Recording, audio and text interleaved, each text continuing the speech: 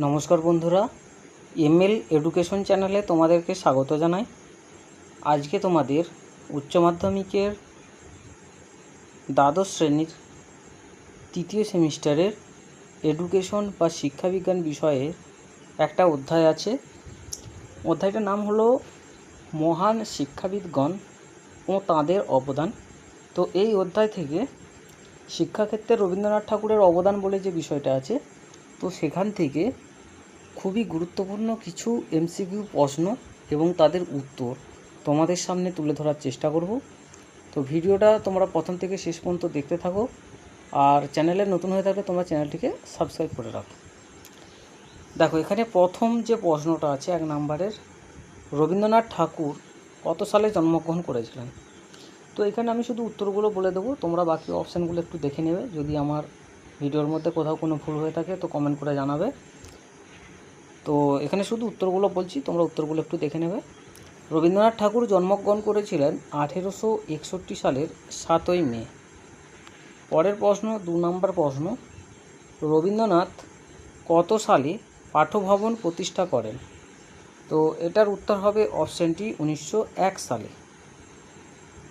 পরের প্রশ্নে চলে যাব 3 নম্বর প্রশ্ন, প্রকৃত শিক্ষা হলো সেই শিক্ষা যা কেবলমাত্র তথ্য পরিবেশন করে না, যা বিশ্বসত্তার সঙ্গে সামঞ্জস্য রেখে আমাদের জীবন গড়ে দেয়। উক্তিটি কার? তো এই উক্তিটি হবে অপশন সি, রবীন্দ্রনাথ ঠাকুরের। নেক্সট প্রশ্ন 4 নম্বর প্রশ্ন, রবীন্দ্রনাথের শিক্ষাভাবনা কী দ্বারা প্রভাবিত। রবীন্দ্রনাথের শিক্ষাভাবনা তাঁর জীবন দর্শন দ্বারা প্রভাবিত। 5 নম্বর প্রশ্ন, যে প্রতিষ্ঠানের মধ্য দিয়ে রবীন্দ্রনাথের শিক্ষাচিন্তা বাস্তবায়িত হয়েছে তা হলো, এটা হবে বি এবং সি, বিশ্বভারতী আর হচ্ছে শ্রীনিকেতন। 6 নম্বর প্রশ্ন, রবীন্দ্রনাথ কী ধরনের পরিবেশে শিক্ষাদানকে গুরুত্ব দিয়েছেন। তো এটা হবে অপশন বি, উন্মুক্ত আকাশের নিচে। 7 নম্বর প্রশ্ন, রবীন্দ্রনাথ শ্রীনিকেতন প্রতিষ্ঠা করেন। তো রবীন্দ্রনাথ শ্রীনিকেতন প্রতিষ্ঠা করেন 1922 সালে। অপশান ডি হচ্ছে 1922 সালে। 8 নম্বর প্রশ্ন, রবীন্দ্রনাথের মতে শিক্ষার প্রধান লক্ষ্য হওয়া উচিত কী। রবীন্দ্রনাথের মতে শিক্ষার প্রধান লক্ষ্য হওয়া উচিত অপশান সি, শিক্ষার্থীর স্বাধীন চিন্তার বিকাশ। পরের প্রশ্ন 9 নম্বর, শিক্ষণ পদ্ধতির মূল কথা হলো শিশুকে অবাধ স্বাধীনতা প্রদান। একথা কে বলেছেন। তো একথা বলেছেন রবীন্দ্রনাথ ঠাকুর। 10 নম্বর প্রশ্ন, শিক্ষা সমস্যা প্রবন্ধটি কার লেখা। শিক্ষা সমস্যা প্রবন্ধটি হচ্ছে রবীন্দ্রনাথ ঠাকুরের লেখা। 11 নম্বর প্রশ্ন, রবীন্দ্রনাথের শিক্ষা দর্শনের কয়টি দিক। রবীন্দ্রনাথের শিক্ষা দর্শনের অপশান এ 5টি দিক। 13 নম্বর প্রশ্ন, রবীন্দ্রনাথের মতে শিক্ষার মাধ্যম কি হবে। রবীন্দ্রনাথের মতে শিক্ষার মাধ্যম হবে অপশান সি, মাতৃভাষা। 14 নম্বর প্রশ্ন, শিক্ষার সাঙ্গীকরণ প্রবন্ধটির রচয়িতা কে। শিক্ষার সাঙ্গীকরণ প্রবন্ধটির রচয়িতা হলেন অপশান এ, রবীন্দ্রনাথ। 15 নম্বর প্রশ্ন, কাকে সৌন্দর্যের সন্ন্যাসী বলা হয়। কাকে সৌন্দর্যের সন্ন্যাসী বলা হয়, এটা হবে অপশান বি, রবীন্দ্রনাথকে। পরের প্রশ্নে চলে যাব। দেখো, এখানে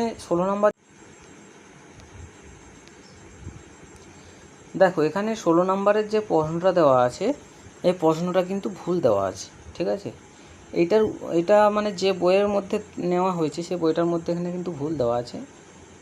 এইটা হবে যে বাংলা ভাষার প্রথম বিদ্যাসাগরকে, এটা হবে যে বিদ্যাসাগরকে বাংলা ভাষার প্রথম যথার্থ শিল্পী কে বলেছেন হবে। রবীন্দ্রনাথের বদলে এটা হবে বিদ্যাসাগর। তো বিদ্যাসাগরকে বাংলা ভাষার প্রথম যথার্থ শিল্পী কে বলেছেন, ঠিক আছে। বইয়ের মধ্যে কিন্তু এটা মানে এটা একটা বই থেকে নেওয়া হয়েছে, বইটার নাম বলছি না। সে বইয়ের মধ্যে কিন্তু এই প্রশ্নটা ভুল দেওয়া আছে, উত্তরও ভুল দেওয়া আছে। তো এটার আমি সঠিক উত্তর বলে দিচ্ছি যে বিদ্যাসাগরকে বাংলা ভাষার প্রথম যথার্থ শিল্পী বলেছেন, এটা হবে রবীন্দ্রনাথ, ঠিক আছে। এটার উত্তর হবে রবীন্দ্রনাথ, এটার উত্তর হবে রবীন্দ্রনাথ। ঠিক আছে, তাহলে এটা একটু তোমরা ঠিক করে নেবে। পরের প্রশ্ন 17 নম্বর প্রশ্ন, শিক্ষককে গুরু আখ্যায় ভূষিত করেন কে? শিক্ষককে গুরু আখ্যায় ভূষিত করেন অপশন এ রবীন্দ্রনাথ। 18 নম্বর প্রশ্ন, ব্রহ্মচর্যাশ্রম কে প্রতিষ্ঠা করেন? ব্রহ্মচর্যাশ্রম প্রতিষ্ঠা করেন অপশন সি রবীন্দ্রনাথ ঠাকুর।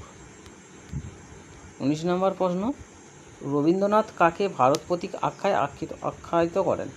রবীন্দ্রনাথ রামমোহনকে ভারত প্রতীক আখ্যায় আখ্যায়িত করেন। 20 নম্বর প্রশ্ন, রবীন্দ্রনাথের মতে শিশুদের জন্য প্রকৃত শিক্ষক কে? রবীন্দ্রনাথের মতে শিশুদের জন্য প্রকৃত শিক্ষক হলেন অপশন সি প্রকৃতি। 21 নম্বর প্রশ্ন, রবীন্দ্রনাথের মতে সৃষ্টির মূল কথা কী? রবীন্দ্রনাথের মতে সৃষ্টির মূল কথা হলো অপশন সি সৌন্দর্য। 22 নম্বর প্রশ্ন, রবীন্দ্রনাথের শিক্ষাচিন্তা প্রভাবিত হয়, এটা হবে অপশন বি উপনিষদের দ্বারা। 23 নম্বর প্রশ্ন, রবীন্দ্রনাথের শিক্ষা দর্শন ছিল প্রধানত অপশন এ ভাববাদী আর অপশন সি হচ্ছে প্রকৃতিবাদী। তাহলে ভাববাদী এবং প্রকৃতিবাদী দুটোই উত্তর হবে। তাহলে 23 নম্বর প্রশ্নের সঠিক উত্তর হলো অপশন ডি এ এবং সি উভয়ই। 24 নম্বর প্রশ্ন, শিক্ষার হেরফেরের লেখক কে? শিক্ষার হেরফেরের লেখক হলেন রবীন্দ্রনাথ ঠাকুর।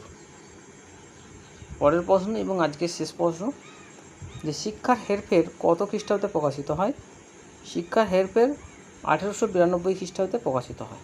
ঠিক আছে, তো এগুলো খুবই গুরুত্বপূর্ণ প্রশ্ন, তো এগুলো তোমরা করে রাখবে। আর টেস্ট পেপার যখন প্রকাশিত হবে তখন সমস্ত সমাধান করিয়ে দেবো। তো এইখানেতে আপাতত ভিডিও শেষ করছি, পরের এপিসোডে আবার দেখা হবে। আর ভিডিওর মধ্যে কোথাও কোনো ভুল হয়ে থাকলে তোমরা কমেন্ট করে অবশ্যই জানিয়ে দেবে।